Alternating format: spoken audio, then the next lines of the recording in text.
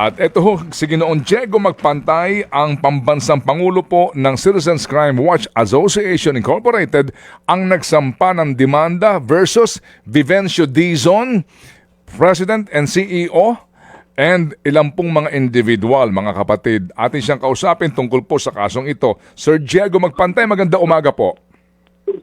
Magandang umaga po, Manong Ted at DJ Chacha sa inyo po mga tagapakinig. Opo, una po sa lahat, ano po ang inyong reaksyon dito po sa pagbabanggit ngayon ng NBI na sila'y interesado na busisiin po ang kaso ng konstruksyon dyan nga po sa New Clark City Phase 1 kung saan nga po ito ay bahagi po ng inyong reklamo noon sa Ombudsman at dito ho ang pinag-uusapan nga daw po ay yung papel naman daw po nung Philippine, ito pong Southeast Asian Games Organizing Committee. Go ahead, sir.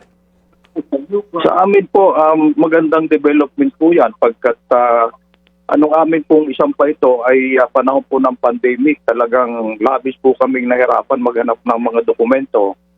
At last year, nalaman po namin na ito pala ay na-dismiss na October 2024. Pero hindi po kami nakakuha ng kopya ng dismissal. At any rate, nag-follow po ako sa Office of the Ombudsman at nalaman nga po natin na na-dismiss na. Opo, pero sa ngayon po kasi wala din pong linaw actually mismo ang NBI hindi pa ho naghahayag ng buong detalye kung ano ho bang kanilang hawak na dokumento, ano ho ba ang kanilang pong mga hawak na ebidensya. Pero sa ngayon po, sir, ang actual na estado ng kaso sa Ombudsman, dismissed. Na-dismiss po, pero yung resolution po ng Office of the Ombudsman ay nakulangan po namin ng dokumento. So, insufficiency of evidence, yun po ang naging resolution. Pero sa inyong pagdidemanda nga dito, ano ba ang hawak niyong ebidensya, Ka Diego? Marami po kaming ini-attach na ebidensya at sa tingin po namin kung isipin substantial na po yun. But hindi po natin malaman kung ano po talaga yung sinasabing kulang na ebidensya. Pero as far as we are concerned, substantial naman po yung aming sinapnik. Ano ba ang main point sa inyong pong reklamo? Ano ba basically po ang pinakapunto ng inyong reklamo? Ano ba ang katiwalian dito? Una po, yung sports facility project po ng Clark, dapat po ito ay ibinid. Ang nangyari po, hindi po ito binid at ito ay nagkaroon lamang ng joint venture agreement with a Malaysian company na hindi po sinangayunan nung dating nakaupong corporate council ng GOCC. At nalaman po natin na akala po namin maglalagay po ng sariling pondo ang company na yan. Ang project po ay nagkakahalaga ng 8 billion pesos. Ngayon na ginawa po ng Malaysian company, pagkatapos na magkaroon sila ng joint venture agreement, nag-loan po sa DBP at na-approvean po nga sila ng nasa mahigit 9B. At ang malungkot pa po dito, babayaran po ng ating gobyerno ng 5 taon na nagkakahalaga po ng almost 2.5 billion a year. Na kung kukumpitin po natin yon ay umabot po ng almost 11B. Mm-hmm. So yun po ang aming akusasyon na hindi po ito idinaan sa public bidding. Mm-hmm. At yung isa pa po bakit ang Malaysian company pinasumpon po ito sa sarili nila. Opo, kasi nga po hangod din po sa ating paunang pagsasaliksik dito, yung pong award dito po sa MTD Alloy, Malaysia, di po ba? Tama po ba yun? Opo. Opo, ngayon meron silang joint venture. At ito nga po, sa pamamagitan din po, dumaan din po ito doon sa Bandar Hebat Builders.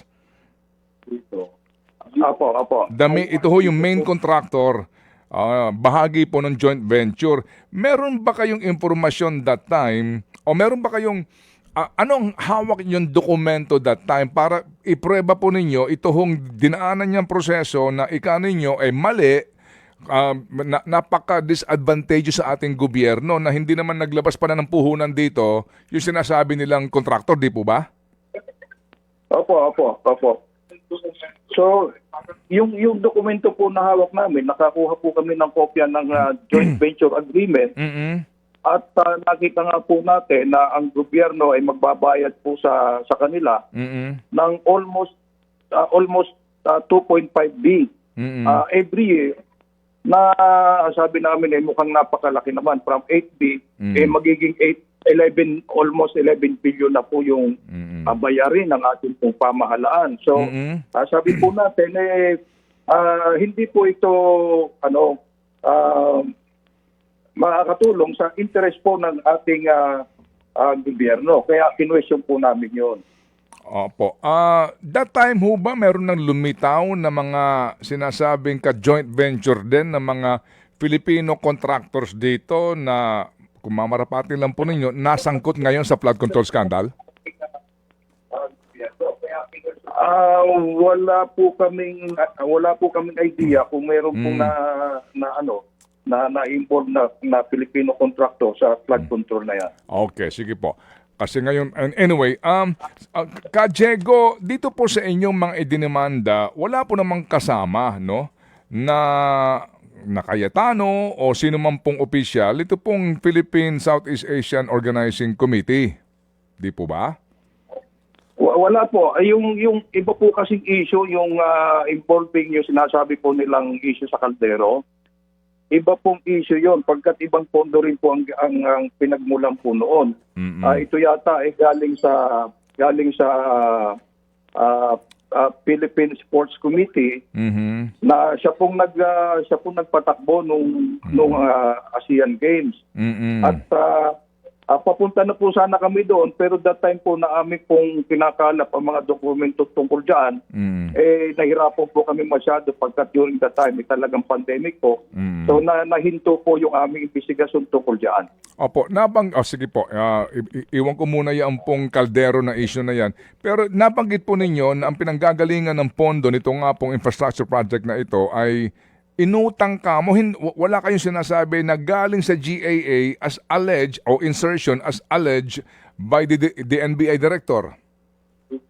Wala po. Ang alam po namin, yung ginamit ng pondo dyan, yung pong inutang sa DBP na nasa mahigit 9 billion pesos po. Kasi nga ito pong BCDA ay isang government-owned and controlled corporation. Opo. Kaya sila umutang. So, wala kayong informasyon na nanggaling sa insertion sa GAA yung perang pinapagawa nito? Wala po kaming idea na yung pinagpagawa po niyan galing po sa GAA. Pagkat ang tinignan po namin, ang nakita po namin pinanggalingan ng pondo na ginamit is yung inutang po sa DBP, kaya nga po nagbabayad ang ating gobyerno ng malaking halaga taon-taon. Okay. Pero inyo ho bang nabasa na po yung kabuuan ng 76 pages na desisyon? Actually, hindi ko pa po nabasa. Pagkata sabi ko nga po, hindi po tayo nakakuha ng kopya nun. Wala pa kayo talagang kopya as in, no? Ngayon, opo. Hindi po kami nabigyan ng kopya at that time. Sige, pero kasi nga dito sa decision may binabanggit na yun daw pong na mayroon pong appropriations ang Congress dito po sa aligasyon na ito ng mga proyektong ito. Well, anyway, hintayin po namin na makakuha kayo ng kopya. Ngayon po Diego, in the light of all of this development, no, ang decision ho kasi ay dito December 6, 2021 ha. Ang petsa po ng desisyon na Samuel Martires po ang ombudsman that time. Just for your information, no? Okay. Ito ho ba ay tingin nyo without prejudice sa paghahain ng panibagong kaso kapag meron kayo nakuha ng mga kakibat na dokumento? Kung makakuha po tayo ng bagong dokumento, siguro pwede naman po tayo magsampa ulit pagkat yun namang resolution ng ombudsman. Batay po sa ating informasyon, kinulang lang po tayo sa sufficient evidence. So, kung meron po tayo makukuha bagong ebidensya, pwede po nating i-file ulit. Okay, sige po. So, sa ngayon po Diego, ano po ang inyo pong gagawin dito po sa gitna ng mga balitang ito na ang NBI daw, no? Kung tama ang pagkakarinig ko, may nakalap na mga ebidensya tungkol nga dito sa umano ay questionabling proyektong ito na inyo na pong kinwestiyon sa inyo pong isinampang demanda. Sir, go ahead. Kung hihilingin po ng NBI ang ating pong kooperasyon, tayo po ay tutulong at ang gusto po natin ay maging malinaw po ito. Pagkat hanggang ngayon po, hindi po naging malinaw sa atin yung pong issue na yan. So kung hihilingin po ng NBI na makipag-cooperate tayo dito po sa issue na ito, makipagtulungan po tayo for the sake of justice and accountability. Opo. Puntahan ko na yung kaldero. So yung kaldero po, hanggang saan lang kayo? Sumulat po tayo sa COA, sa Commission on Audit, pagka tumingi po tayo ng kopya ng kanilang audit report. Pero hanggang doon lang po, hindi na rin po kami nasagot ng COA. Oo, pero doon ho sa kalderong ito, meron kayo kaninyo, dati ho, meron kayong iniisip na yun questionin din, ganun po ba yun? Pero wala lang ho kayo nakuhang kaakibat na anuman pong dokumento o informasyon, kaya hindi kayo nagtuloy sa inyo pong pagdidemanda? Wala na po kasi yung pondo po na ginamit po yung nagpatakbo po ng ASEAN Games nagmumula po sa PSA, sa Philippine Sports Committee. At doon na po patungo yung aming investigasyon. But sabi ko nga po, at that time talagang hirap po kami na mga po ng dokumento pagkat pandemic time. So hanggang doon lang po nahinto po yung aming investigasyon. Sige. Sa puntong yan, ako hihinto na rin muna sa panayam na ito para ho natin lamang siguro na wala po tayong tutukuyin po ng mga anumang bagay ng kaninyo, wala ho naman kayong hawak ngayon na anuman pong katibayan. Sige, so kumbaga ka Diego, nabuhay ang inyong mga patay na ugat. Opo.